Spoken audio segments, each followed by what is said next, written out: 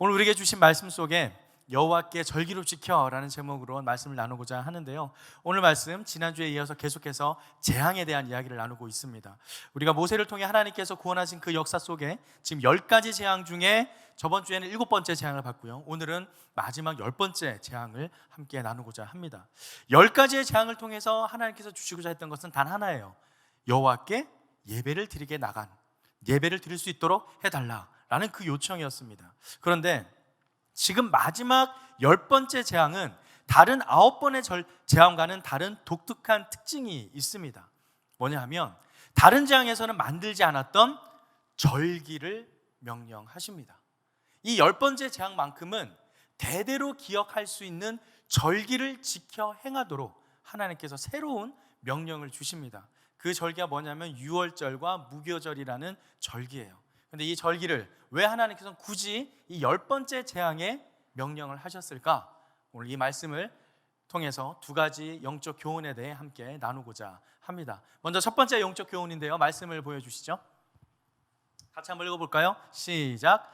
여호와의 절기는 하나님의 은혜를 기억하는 것입니다. 하나님의 은혜를 기억하는 것이 절기입니다.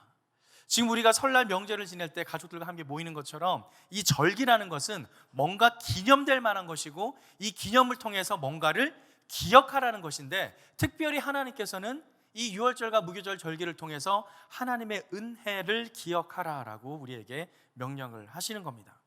본문 말씀 함께 볼게요. 14절 말씀을 먼저 함께 살펴보도록 하겠습니다. 14절 말씀 같이 함께 읽을게요. 시작. 이날은 너희가 해야 할 날이다. 너희는 이 날을 대대로 여호와께 절기로 지켜드려야 할 것이다. 여기서 앞부분에 지금 14절 앞부분까지는 유월절에 대한 규례가 나와 있습니다. 밤에 이제 하나님께서 죽음의 사자들 이렇게 보내가지고 영혼들이 이제 다 걷어갈 거예요. 첫 번째 장자를.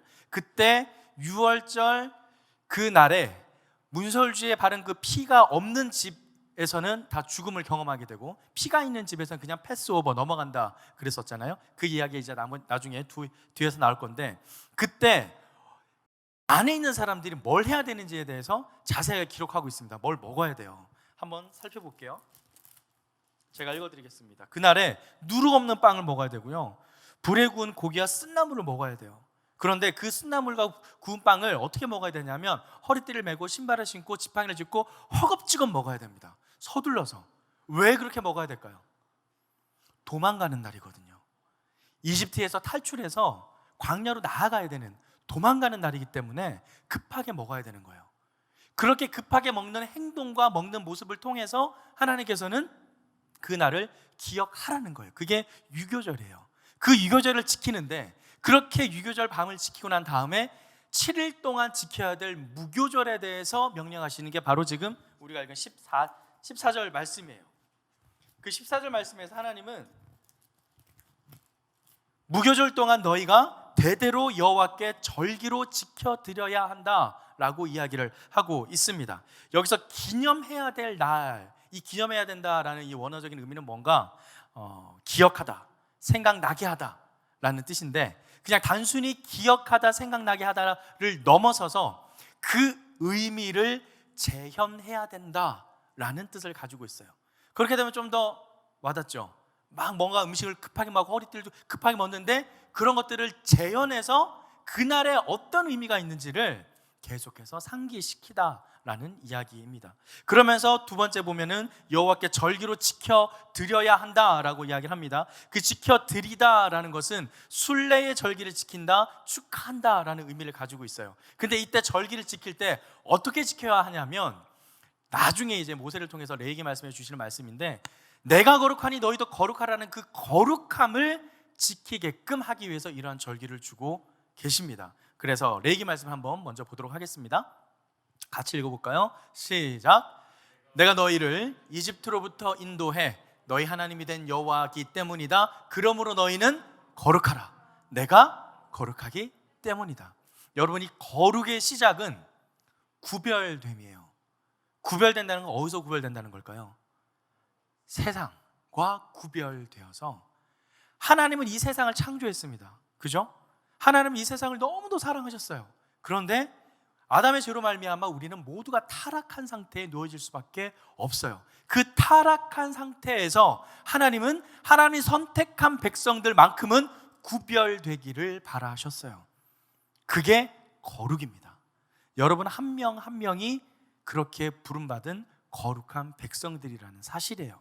그래서 이 이집트에서 이스라엘 백성들을 구별해서 빼어낼 때에 그 거룩함을 지켜내기 위해서 애굽 사람들과는 다른, 그 당시에 애굽 지역에 살았던, 이집트 지역에 살았던 사람들과는 다른 거룩한 구별된 백성이다라는 그 절기를 지켜드리게 하기 위해서 지금 하나님께서는 모세를 통해서 이스라엘 백성들에게 절기를 만들어 주시는 겁니다. 그것이 유월절이었고 무교절이에요. 그러면 이 무교절에 우리가 기억해야 될 은혜는 어떤 은혜가 있는가? 어떤 것을 기억해야 되는가? 14절, 15절과 16절에 있는데요. 먼저 16절, 15절 말씀을 함께 읽겠습니다. 15절 말씀 보여주시죠. 같이 읽을게요. 시작.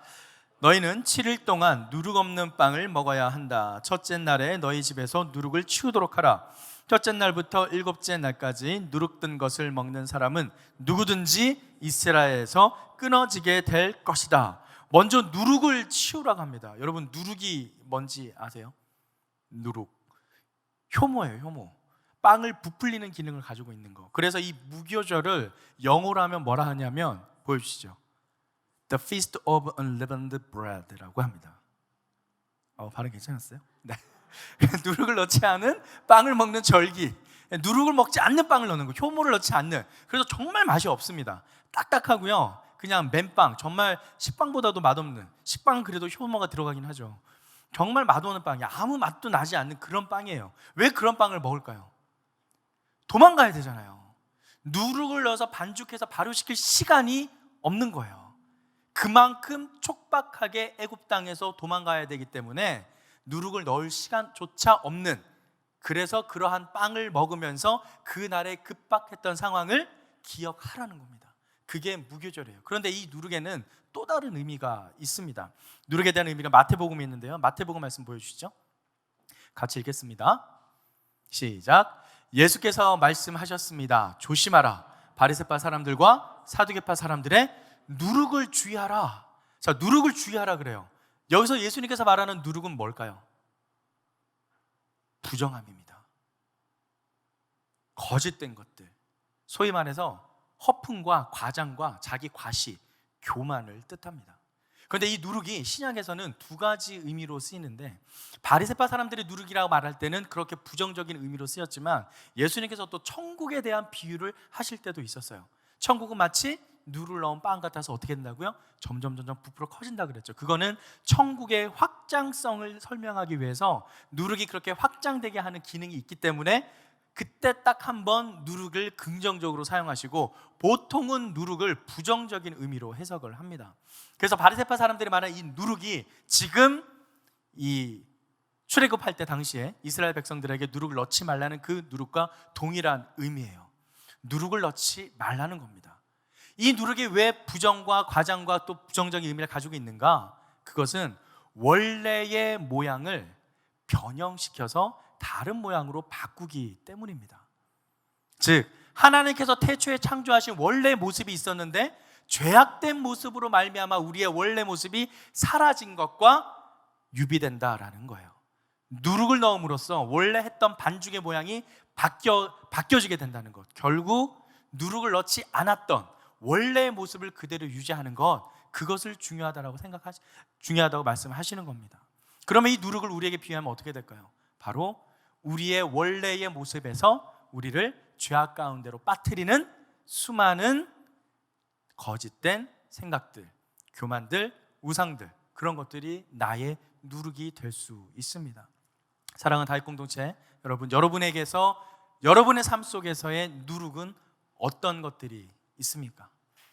누룩을 넣지 말아야 될 것들, 내 삶 속에서 빼내야 할 누룩들은 어떤 것들이 있습니까?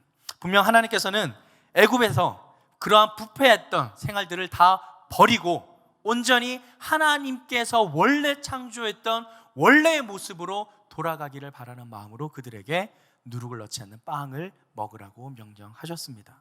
그래서 베드로전서에는 이런 말씀이 있는데요, 베드로전서 1장 말씀을 한번 같이 읽도록 하겠습니다. 시작. 여러분을 부르신 분이 거룩하신 것처럼 여러분도 모든 행실에 거룩한 사람들이 되십시오. 기록되기를 내가 거룩하니 너희도 거룩하라고 하셨습니다. 아멘. 하나님께서 분명 우리를 거룩함으로 불러주셨어요. 이스라엘 백성들도 마찬가지였습니다. 그들은 거룩함으로 하나님께 선택받은 민족이었는데 애굽 땅에서의 종살이 400년 기간 동안 그들은 그 거룩함을 잊어버리고 세상 사람들과 섞여 버렸습니다. 세상 사람들의 누룩에 의해서 그들의 원래 모습이 변형되었어요. 그래서 하나님께서는 그들을 불러내실 때 이 무교절 절기를 만드시면서 무교병을 먹음으로써 원래 너의 모습을 기억하고 하나님께 나아가라 라고 말씀하십니다. 그것이 우리가 기억해야 될 첫 번째 은혜입니다. 두 번째 은혜는 무엇인가? 16절 오늘 본문 말씀을 함께 읽겠습니다. 16절 본문 말씀 함께 읽습니다. 시작.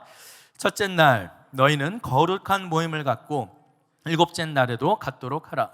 이날에는 일하지 말도록 하라. 단 사람들이 먹을 음식 장만하는 일은 해도 좋다. 뭐예요? 일곱째 날까지 무교병을 먹다가 마지막 날에는 어떻게 하라고요? 쉬라는 거예요. 안식하라는 거예요. 일을 하지 말라는 겁니다. 아우, 너무 좋죠. 저도 이제 내일 오늘 예배가 끝나고 집으로 돌아가면 내일 쉽니다. 그동안 40일 새벽 기도에 모든 피로와 모든 여정이 있었지만 이제 내일 쉽니다. 모레 또 쉽니다. 우리에게도 빨간 날이 있다라는 은혜로운 날이 또 있죠. 쉼은 되게 중요한 거예요. 쉰다는 거 그냥 그 생각만 해도 사실 너무나 감사합니다. 이 쉼을 통해서 우리는 육체의 피로가 회복될 뿐만 아니라 영적으로도 회복되는 경험을 하게 됩니다. 그래서 하나님께서 분명 우리에게 일주일 중에 하루를 반드시 안식을 하라고 우리에게 십계명을 통해서 말씀해 주셨습니다. 이 하루를 쉰다는 거 정말 중요합니다. 여러분 직장생활 하시고 또 대학생활 하실 건데 저도 중고등학교 때는 그렇게 하지 못했지만 신대원 준비를 하면서 주일은 반드시 쉬었어요. 공부를 하지 않았어요. 절대 공부 안 했습니다. 그때는 하나님이 쉬라 그랬으니까. 그래도 하나님의 일은 이루어집니다. 쉬는 날에는 쉬어야 돼요. 일할 때 일을 해야 돼요. 근데 보통 사람들은 일할 때 일하지 않고 쉬려고 하죠. 쉬려고 하는데 또 그때 일 생각이 나죠. 거꾸로예요. 왜 그럴까요? 왜 그럴까요? 인간은 타락했기 때문입니다. 여러분 우리가 기본적으로 생각해야 될 게 우리는 아담의 죄로 말미암아 다 타락했어요. 다 죄 가운데 있습니다. 우리는 본성이 이미 타락 그 자체예요. 생각하는 모든 거는 악합니다. 다 악해요. 그래서 만약 우리가 어떤 선한 생각을 한다, 그것은 하나님께서 우리에게 주신 은총입니다. 내가 어떤 착한 생각을 하게 되고 어떤 좋은 생각하고 선한 생각을 한다, 그런 행동을 하게 됐다, 그것은 내가 한 게 아니라는 거예요.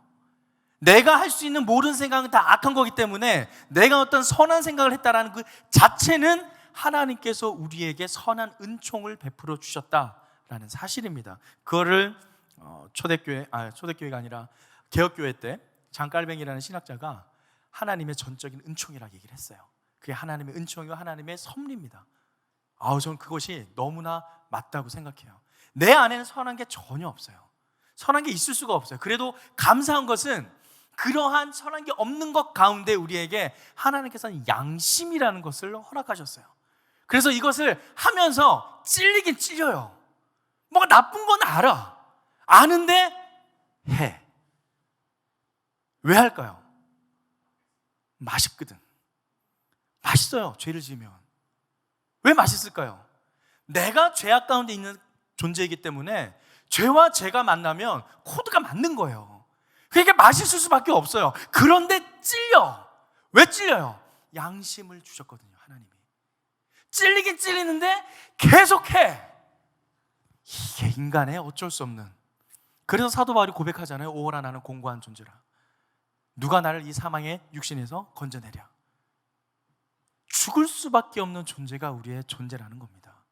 그런데 그런 존재를 불러주시고 선한 양심을 허락하시고 그 말씀을 듣게 하시고 믿음을 허락하셔서 은총을 누리게 하시는 것, 은혜를 경험하게 하시는 것, 그 모든 것이 무엇이다? 하나님의 은혜다라는 사실이에요. 그래서 이 안식을 한다는 것 자체가 우리가 할 수 있는 것이 아무것도 없다라는 것을 고백하는 아주 적극적인 행위입니다.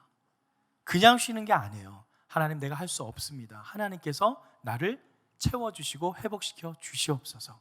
그게 안식의 본래 의미입니다. 그래서 안식은 창세기 말씀에 이렇게 기록되어 있어요. 창세기 말씀 한번 보여주시죠. 3장 17절 같이 읽겠습니다. 시작. 아담에게 하나님께서 말씀하셨습니다. 내가 내 아내의 말을 듣고 내가 내게 명령해 먹지 말라고 말한 나무의 열매를 먹었으니 너 때문에 땅이 저주를 받을 것이다. 내가 일평생 수고해야 땅에서 나는 것을 먹을 것이다. 결국 창세기에 이미 기록된 것이 우리가 일을 하는 이유가 무엇이다? 우리의 죄 때문에 일을 하는 겁니다. 죄의 결과로 말미암아 우리는 일을 하는 거예요. 아담의 죄, 그 범죄로 말미암아 우리는 평생 수고를 해야 먹을 소산을 얻게 되는 겁니다. 그 수고, 우리 죄의 결과로 나타난 것입니다. 그래서 지금 우리가 세상을 볼 때 자본주의니 사회주의니 공산 여러 가지 사상들을 보게 되잖아요. 그 많은 그 사상들의 흐름이 결국에는 여기에서 출발한 거예요. 인간의 먹고 사는 그 문제가 죄에서부터 시작되었다는 것. 그렇기 때문에 우리가 쉰다는 것은 하나님께서 우리에게 허락하신 하나님의 선물입니다. 안식한다는 것, 그것은 적극적으로 나의 것이 아닌, 내 것이 아닌 하나님의 주권을 인정하는 자세입니다. 그렇기 때문에 내가 쉰다는 것, 하나님께서 나에게 주신 은혜이다 라는 것을 기억하는 것입니다. 그래서 하나님께서는 이 무교절 절기를 통해서 이 하나님께서 주신 값없는 구원의 은혜를 기억하라. 너네들이 한 것은 전혀 없다. 너희들이 할 수 있는 것은 전혀 없다. 그저 쉬어라. 내가 다 이룰 것이다 를 말씀하고 계십니다. 무교병을 먹음으로써 원래 우리의 본래의 모습을 기억하게 하시고 또 안식하게 함으로써 하나님의 주권을 기억하게 하며 아무런 구원에 대한 공로가 우리에게는 없다라는 것을 하나님이 기억하게 하시는 겁니다. 그것이 무교절이 갖는 우리에게 주는 하나님의 은혜의 의미입니다. 사랑하는 다윗 공동체 여러분, 여러분의 받은 은혜는 어떤 은혜였습니까? 첫사랑의 경험도 있을 거고요, 하나님께서 만든 인격적인 경험들도 있을 거고요, 어떤 성령 체험이 있을 것이고, 하나님께 받은 은사나 환상이나 방언이나 여러 가지 경험들이 있을 겁니다. 그 경험들은 다른 사람들은 이해하지 못하더라도 나와 하나님만의 둘만의 은혜일 겁니다. 저에게도 그런 경험이 있어요. 저는 고등학교 1학년 때 그 경험을 했어요. 너무나 생생했습니다. 날씨 좋은 3월 어느 날 따뜻한 봄햇살이 내릴 때 우리 고등부 선생님과 함께 지하 1층 다방에 있는, 다방이었어요 그때는, 다방에 내려가서 커피 한 잔을 마시면서 하나님에 대한 말씀을 나눌 때 제 안에서 이 아랫배에서부터 올라오는 그 간질간질한 이 기쁨이 있었어요. 아세요?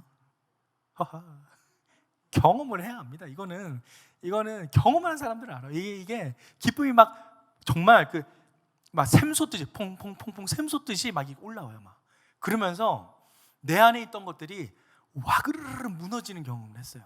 저는 그때까지 내가 모든 것을 이루고 그것을 하나님께 드리겠다, 저의 비전은 하나님께 영광 드리는 삶을 사는 거였어요. 그래서 제 책상 앞에는 늘 For the sake of 힘을 H 대문자로 써가지고 For the sake of 힘이라는 걸 써놓고 항상 하나님의 영광을 위해서 난 산다. 그래서 내가 뭘 만들고 뭘 해내고 뭘 하는 건 다 나중에 하나님께 영광 돌리기 위해서다 라는 생각으로 살았는데, 선생님과의 대화를 통해서 그게 모든 게 무너져 버렸어요.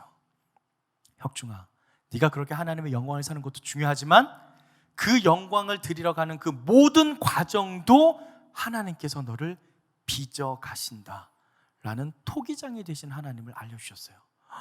그때 제 안에 있는 성이 우르르 무너지는데, 내 생각과 내 가치관이 무너지는데 대신 무너짐과 동시에 내 안에서 막 솟아나는 샘솟는 기쁨이 있는 거예요.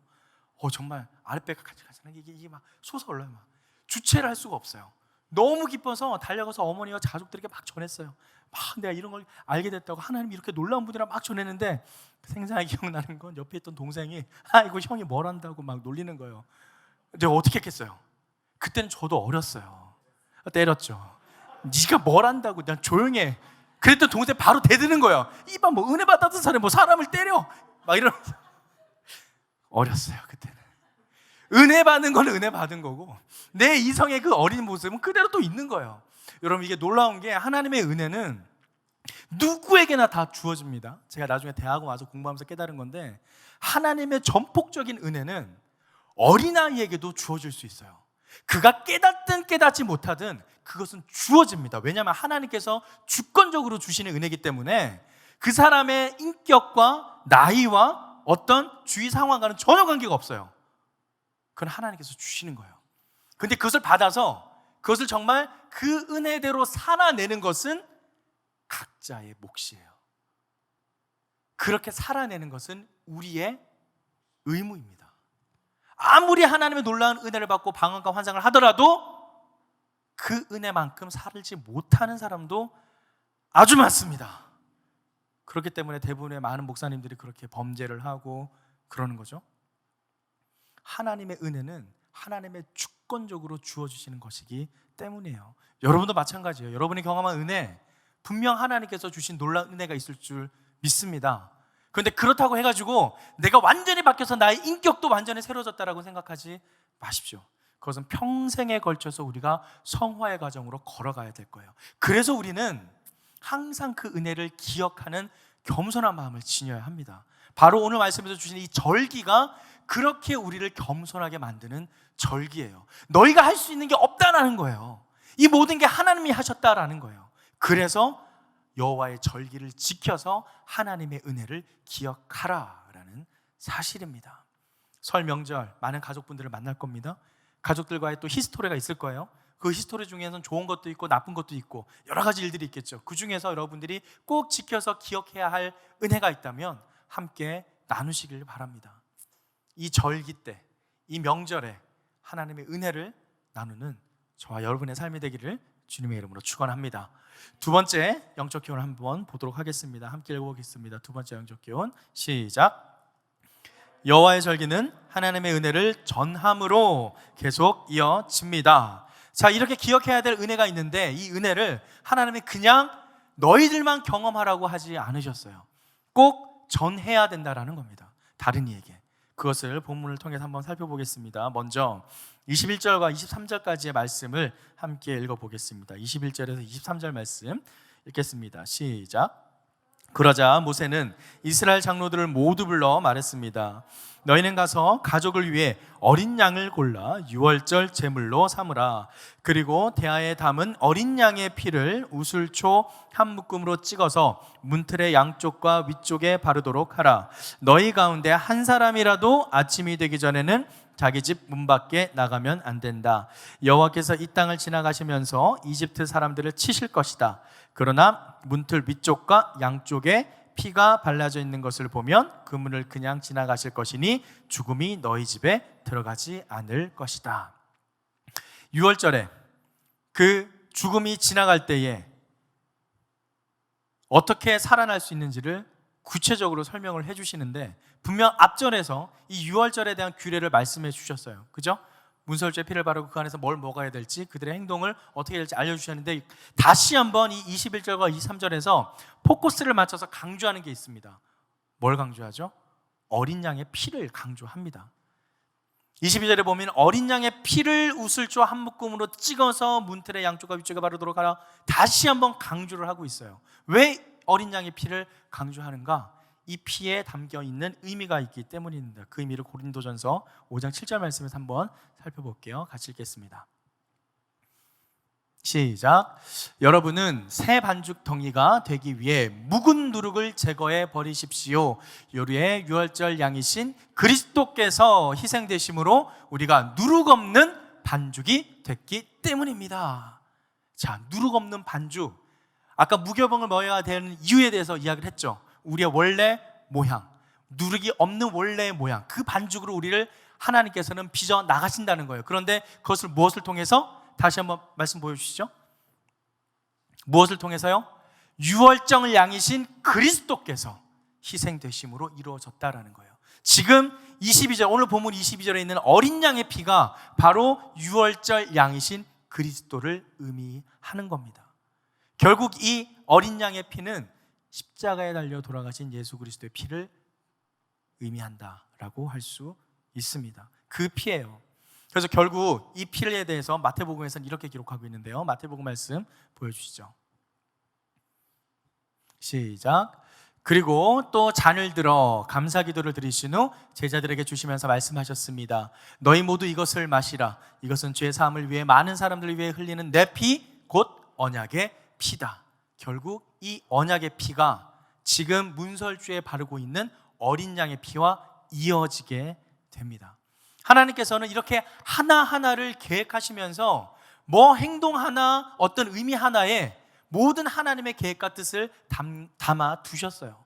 결국 이 어린 양의 피를 통해서 우리는 예수 그리스도의 그 보혈의 능력을 이미 경험할 수 있다라는 사실입니다. 지금 이스라엘 백성들은 그때는 예수 그리스도까지 그들이 받지는 못했지만 우리는 믿음의 눈으로 지금 이들이 하고 있는 행위가 바로 예수 그리스도의 구원을 예표하고 있구나라는 것을 깨달을 수 있습니다.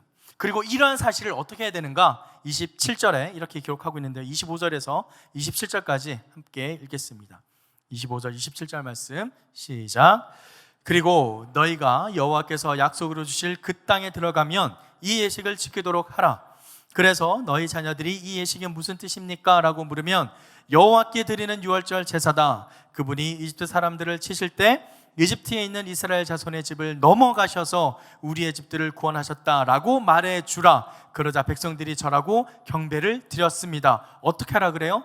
자녀들에게 전하라고 합니다. 이러한 일들을 직접 겪은 부모 세대가 이러한 일을 경험하지 못할 앞으로 태어날 그 자녀들에게 전해주라는 거예요. 그래서 이러한 일들이 있었다. 그러니 이 6월절에는 우리가 이렇게 급하게 음식을 먹고 무교병을 먹고 이 문설주에 피를 바르고 이러한 행위들을 왜 하는지를 기념하라는 겁니다. 기억하라는 겁니다. 이것이 전해야 할 은혜라는 것입니다. 앞부분에서 우리가 기억해야 될 은혜가 있었다면 이제는 그러한 기억해야 될 은혜를 전해야 한다라는 사실이에요. 중요한 것은 이것을 전하는 게 중요합니다. 그런데 놀라운 것은 이스라엘 백성들이 이 말을 딱 듣더니 그들의 반응이에요. 그들의 반응이 기가 막힙니다. 마지막 28절 오늘 본문 말씀 한 목소리로 크게 읽겠습니다. 시작. 이스라엘 백성들은 가서 여호와께서 모세와 아론에게 명령하신 그대로 했습니다. 기가 막힙니다. 여러분, 그대로 할 수 있어요. 이 그대로 한다는 게 대단한 겁니다. 들을 수는 있어요. 고개 끄덕일 수도 있어요. 예, 알겠습니다라고 말을 할 수도 있어요. 그런데 실제로 한다는 건 정말 쉽지 않습니다. 그런데 지금 이때 당시에 이스라엘 백성들은 그 수십만 명이 되나 모든 인원이 그대로 했다라는 겁니다. 나중에 우리가 광야에서 이스라엘 백성들에 대해서 살펴보겠지만 그들이 뭐 하나님께 불만하고 불평하고 그러면서 뭐 패악한 이스라엘 뭐 그러지만 사실 가만히 생각해보면 그들이 반역한 것은 몇 번 안 돼요.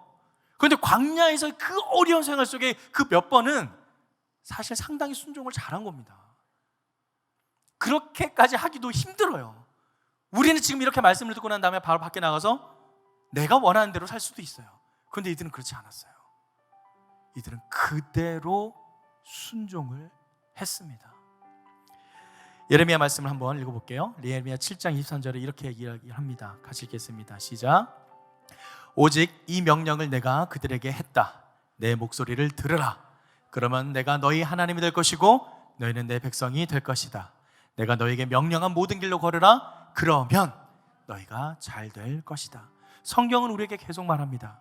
내 말에 순종하라. 내 말대로 행하라. 그럼 너희가 잘 될 것이다. 우리 알아요. 우리는 알고 있는데 못해요. 할 수가 없어요. 왜 그럴까요? 아까 처음 말한 것처럼 우리는 이미 죄악 가운데 있는 타락한 존재이기 때문에. 그러면 어떻게 해야 될까요? 있는 모습 그대로 예수님 앞에 고백을 하십시오. 주님, 제가 할 수 없습니다. 도와주십시오. 주님, 내가 하고 싶은데 마음은 원인데 육신이 따라가지 않습니다. 왜 이럴까요? 도와주십시오. 여러분, 솔직하게 주님 앞에 나갈 때 주님은 분명 우리 각자에게 하나님의 신실하심으로 인도하실 줄 믿습니다. 우리 옆에 있는 분들에게 이렇게 고백합시다. 하나님 앞에 솔직하게 나아가십시오. 정직하게 나아갈 때 하나님께서는 우리에게 놀라운 은혜를 부어주십니다. 그럴 때 우리는 행동을 할 수가 있어요. 마태복음 말씀 보여주시죠. 마태복음 이렇게 기록합니다. 같이 읽겠습니다. 시작. 내게 주님 주님 하는 사람이라고 다 하늘나라에 들어가는 것이 아니다. 하늘에 계신 내 아버지의 뜻대로 행하는 사람이라야 하늘나라에 들어갈 수 있다. 누구나 말은 할 수 있습니다. 누구나 이야기를 할 수 있고 고개를 끄덕이며 다짐할 수 있어요. 하지만 행하는 사람은 별로 없습니다. 이스라엘 백성들은 그 어려운 시기 속에서 하나님의 말씀을 그대로 했습니다. 마지막 28절 말씀에 명령하신 그대로 했습니다. 그냥 문장이 끝나는 것처럼 보이지만 그냥 여러분 쉽게 넘겨 지나가지 않기를 바랍니다. 그대로 했습니다라는 이 단어가 우리에게 그대로 적용되기를 간절히 소망합니다. 저에게도 그렇게 되길 소망합니다. 저는 늘 두려워요. 이렇게 설교가 끝나고 나면 집에 가면 늘 아내가 오빠 나 그 말대로 하지. 아내의 강력한 피드백이 항상 저를 기다리고 있습니다. 두렵습니다. 제가 이 안에서 지금 무슨 말을 하든지 간에 모든 검증은 집에서 이루어져요. 어제 우리 전체 가족들이 모였어요. 외가댁에 모여서 30명 가까이 되는 인원에 함께 예배를 드리는데 제가 또 말씀을 전했습니다. 제가 가족 중에 나이는 어리지만 그래도 목사라고 저보고 예배를 드리라는 거예요. 예배를 집례를 하라는 거예요. 어르신들 다 계신 앞에서 말씀 전했죠. 다 드렸죠. 했는데 다 드리고 난 다음에 이제 우리 사촌 또래끼리 모였을 때 얘기를 하는 거예요. 제 아내한테 형 집에서 말씀대로 살아? 아내가 웃었어요. 거기서 웃으면 안 되는데 들킨 거죠. 들킨 거예요. 그 웃는 순간 그냥 앞에서 말했던 모든 게 와르르 무너지는 겁니다. 그냥. 근데 놀라운 것은 그렇게 와르르 무너질 때 두려워하지 마세요. 아까 말했죠. 내가 와르르 무너질 때 퐁퐁퐁퐁 샘솟는 하나님의 기쁨. 내가 할 수 없고 하나님이 이루어 가신 줄을 믿습니다. 제가 그 자리에서 그렇게 얘기를 했어요. 선지자가 고향에서 환영받지 못한다. 놀라운 것은 내가 할 수 없다라는 것을 솔직하게 하나님 앞에 고백할 때 하나님은 분명 우리 각자에게 은혜롭게 임하실 줄 믿습니다.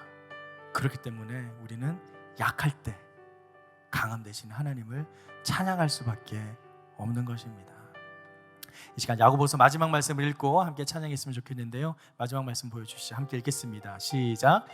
이와 같이 믿음도 행함이 없으면 그 자체가 죽은 것입니다. 혹 어떤 사람이 이렇게 말할 것입니다. 당신은 믿음이 있고 나는 행함이 있습니다. 당신의 행함 없는 믿음을 내게 보여주십시오. 그러면 나도 당신에게 나의 행함으로 믿음을 보여드리겠습니다. 행함으로 우리의 믿음을 보여줍시다.